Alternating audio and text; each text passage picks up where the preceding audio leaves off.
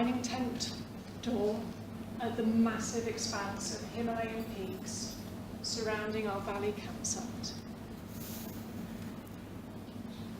It's October 2000, I'm in Nepal, and I'm on day 22 of a 23-day mountain trek. To my left is the line of our two-man tents, and to the right there's the sound of our kitchen crew cooking up another infusibly delicious dinner on a simple gas camp stove.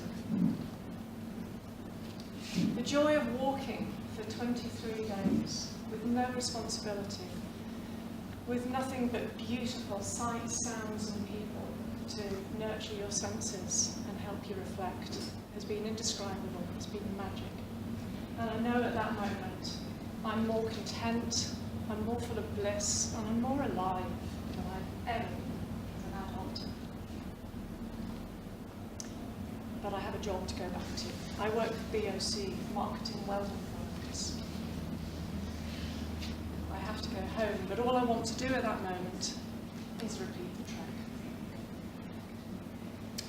I look down, and at my feet is a hairy Belgian. I'm massaging his calves, which is the kind of thing that happens after you've been walking with people for a few weeks. Our British guide, James, pokes his head through the dining tent door. Sarah, you've got it sussed. Trek from camp to camp, give a massage in the evening. What kind of job would that be? I'll resign from BOC tomorrow, I say. Freeze. Dear Crikes, I meant that. I really, really meant that. The next day, I grilled James about everything I need to know to do his job. What experience do I need? What qualifications? What first aid? How do I get to do this magical mountain lifestyle full time? Most of all, I asked him, am I too quiet? I am an absolute committed introvert. It's a miracle I'm standing in front of you talking at all. And James's reply is what released my dream. He's just smiled and he said, do you know what? No, the quieter, the better. It's not about you. 1 year later, I'm in Wales, in the mountains, in the beautiful, rolling, green lushness of the Brecon Beacons. It's my first ever visit to the tiny hamlet of Capel y Ffyn. 12 farmhouses, 2 chapels, no pub, and a monastery, spread over 4 miles of beautiful valley with stream at the bottom, sheep, mountains above, just idyllic, sinuous beauty. And there's only one reason I'm there on this particular occasion. I want to become a mountain guide. I live in Guildford. Maximum altitude 165 metres. So, looking at the map, Brecon Beacons are the closest mountains to Guildford, and the Capel y Ffyn Youth Hostel is the closest mountain youth hostel. So, I'm heading there. And the Capel y Ffyn Youth Hostel is a beautiful 18th century stone-built farmhouse, whitewashed, and it's tucked up on the side of the valley, looking out across this wonderful vista with mountains all around.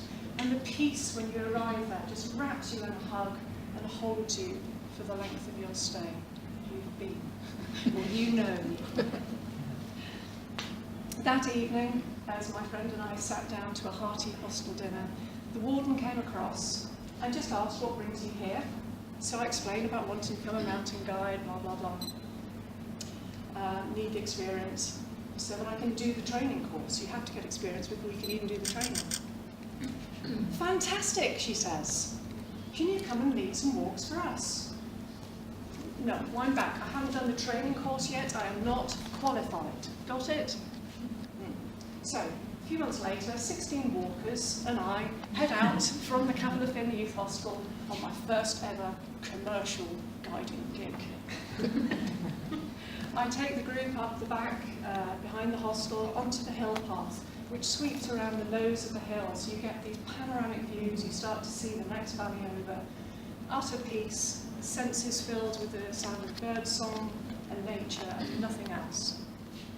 I paused the group after half a mile or so above the neighbouring farm, and we admire their garden, look down at their lovely farm, and down the length of the valley as it wiggles its way back towards civilization. We have a great time, and so begins my relationship with the Capel Ffyn Youth Hostel. And I'm back and forth, Guildford, Capel Ffyn, Guildford, Capel Ffyn, Guildford, Capel Ffyn, whilst keeping my main job. Then after a few years, I've got my guiding qualifications, I've even changed jobs now. But Paula, the warden, breaks the news to me, sadly, that the hostel is not covering its costs. It's going to be sold. And she even says to me, back then, when was that, 10 years ago, Sarah, you should buy it. And I don't give it a second thought, not the slightest. I just laugh and the idea's gone.